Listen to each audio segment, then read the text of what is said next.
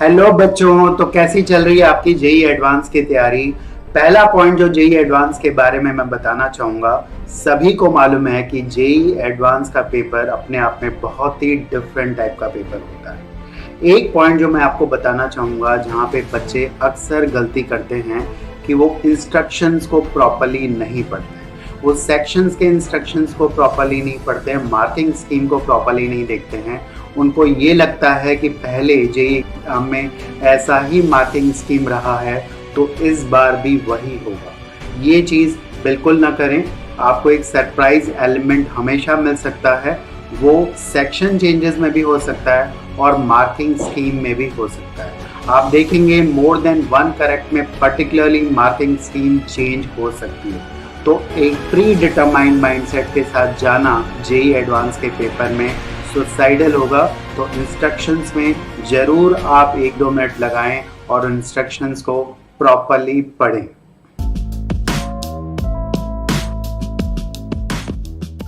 आपको अपनी sequencing last moment पे चेंज नहीं करनी है, इन दिनों में भी चेंज नहीं करनी है। जिस सीक्वेंसिंग को आप फॉलो करते आए हैं, अगर आप केमिस्ट्री पहले करते हैं तो बिल्कुल उसी पे स्टिक रहिए। फिजिक्स बाद में, मैथ्स बाद में।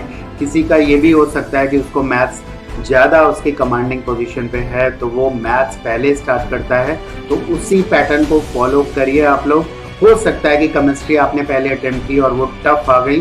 डोंट लूज योर टेम्परामेंट, उसको आप अलग अलग तरीके से ट्राई करके देख सकते हैं। कम से कम आधा घंटा उस फर्स्ट सब्जेक्ट पे आप जरूर बिताएं, उसके बाद आप नेक्स्ट सब्जेक्ट पे जा सकते हैं। अक्सर हमने देखा है कि शुरू का आधा घंटा बहुत डिसाइडिंग होता है। शुरू के आधे घंटे में हम स्पीड के चक्कर में न रहें, हम डेफिनेटली एक्यूरेसी के साथ, अगर हम कम क्वेश्चन भी कर रहे हैं तो उनको हम फॉलो करें। अगर आपका शुरू का आधा घंटा प्रॉपरली बिल्कुल कूल हेडेड माइंड होके आप लोग कर पा रहे हैं तो डेफिनेटली बहुत उम्मीद है कि आपका पूरा का पूरा पेपर अच्छा होगा। तो अगर कुछ शुरू में टफ क्वेश्चन भी पड़ जाएं, अपना टेम्परामेंट कूल रखें, आप स्पीड कम कर दें, एक्यूरेसी पे ध्यान दें। भले क्वेश्चन कम हो रहे हों लेकिन आप उस कॉन्फिडेंस के साथ जब आगे बढ़ेंगे तो आगे आने वाले क्वेश्चंस को भी बहुत अच्छे से हिट कर सकते हैं। हम क्वेश्चन को पढ़ने में बहुत ही जल्दीबाजी करते हैं, हम क्वेश्चन में पूरी इंफॉर्मेशन प्रॉपरली नहीं पढ़ते हैं। काफ़ी इंफॉर्मेशन क्वेश्चन में ऐसी होती है जो कि अगर हमने स्किप कर दी तो पूरे क्वेश्चन का अर्थ, मीनिंग, क्या पूछ रहा है एग्जामिनर, उसका माइंड कहाँ तक जा रहा है, उसको रीड करना बहुत ज़रूरी है। तो ये एक इम्पॉर्टेंट सजेशन आप सभी के लिए है कि किसी भी क्वेश्चन को डेटा प्रॉपरली देखें, उसके कीवर्ड्स को देखें और कोशिश करें कि हर एक क्वेश्चन को 2 बार आप ज़रूर पढ़ें ताकि आपको उसका सही अप्रोच मिल पाए और ये भी समझ पाएँ आप कि इस क्वेश्चन को अभी करना भी है या नहीं करना है। आपको ये समझना होगा कि जेई एडवांस जैसा पेपर एक सिंगल वन डे नहीं है, ये एक टेस्ट मैच है। इसमें 2 पारियां होती हैं, पेपर 1 और पेपर 2। अक्सर हम देखते हैं कि पेपर 1 काफ़ी बच्चों का, चाहे वो अच्छा हो चाहे वो बुरा हो, वो पेपर 2 में अच्छा नहीं कर पाते।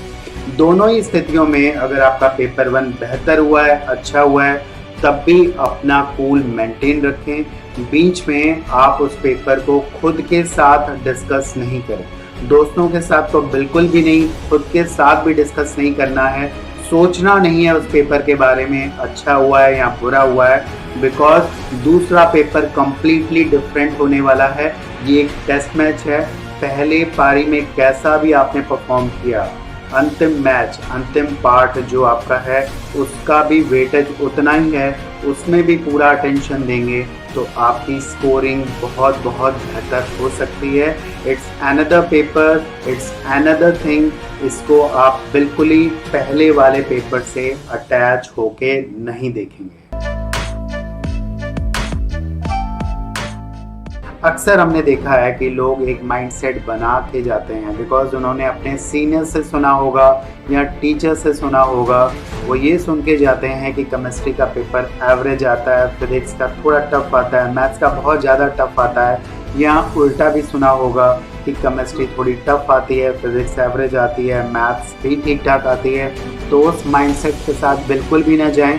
ये एक डिफरेंट ईयर है, डिफरेंट पेपर है, डिफरेंट दिन है, कुछ भी हो सकता है।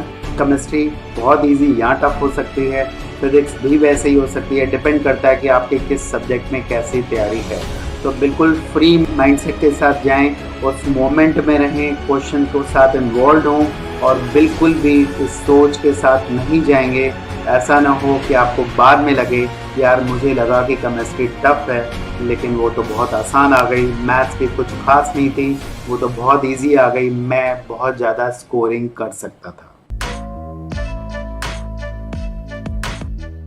बच्चे एक क्वेश्चन पे स्टकअप हो जाते हैं, वहाँ पे टाइम वेस्ट करते हैं, वो उस प्रॉब्लम को एज अ ईगो पे ले लेते हैं। उनको लगता है कि पहले मैंने ये किया था, इस टाइप का प्रॉब्लम, ये होगा क्यों नहीं।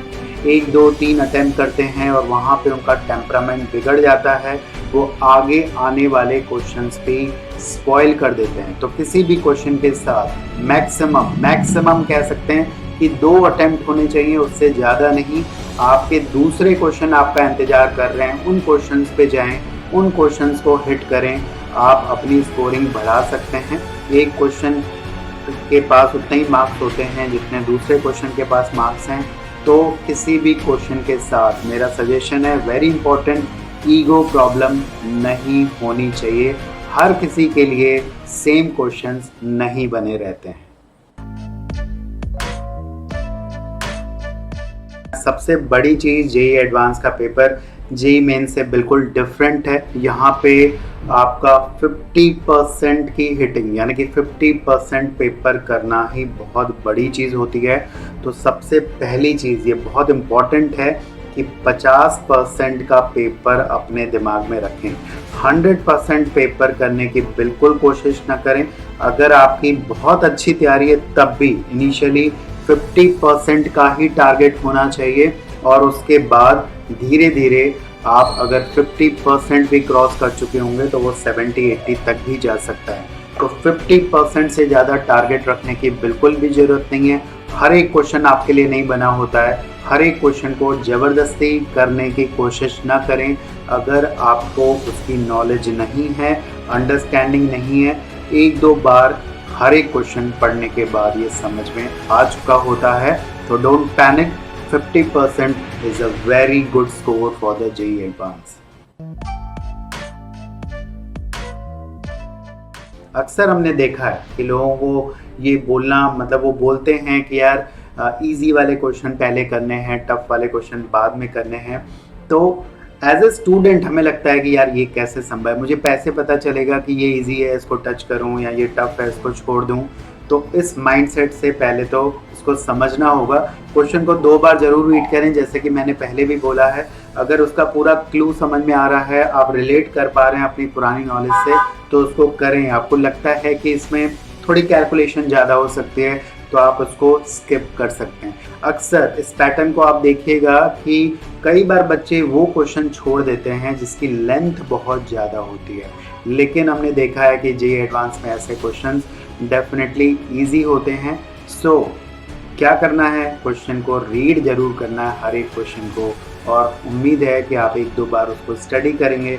हो सकता है कि कोई आपका टॉपिक वीक भी हो, लेकिन जेईई एडवांस ने उस पर बहुत इजी क्वेश्चन पूछा है और वो आप डेफिनेटली उस समय पे, अगर उस समय पे रहेंगे, आपका प्रेजेंस ऑफ माइंड वहाँ पे रहेगा, कुछ ज़्यादा नहीं सोचेंगे, एक्स्ट्रा नहीं सोचेंगे उस क्वेश्चन के बारे में, तो डेफिनेटली आप उसको हिट कर सकते हैं। ऑल द बेस्ट, अपना बेस्ट दीजिए। ये दिन सबकी लाइफ में नहीं आता है, सबको मौका नहीं मिलता है इस बड़े एग्ज़ाम को देने का।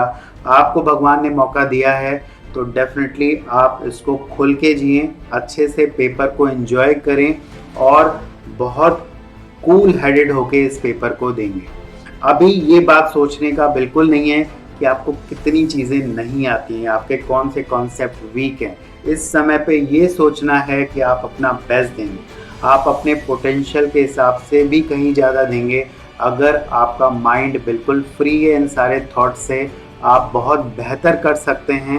कोई भी सेकंड थॉट मत रखिए, ये सोचिए कि बहुत सारी बातें आपको नहीं आती हैं, टॉपर को भी नहीं आती हैं, लेकिन वो सारी बातें पेपर में नहीं आने वाली। So all the best from स्पर्धा डिजिटल।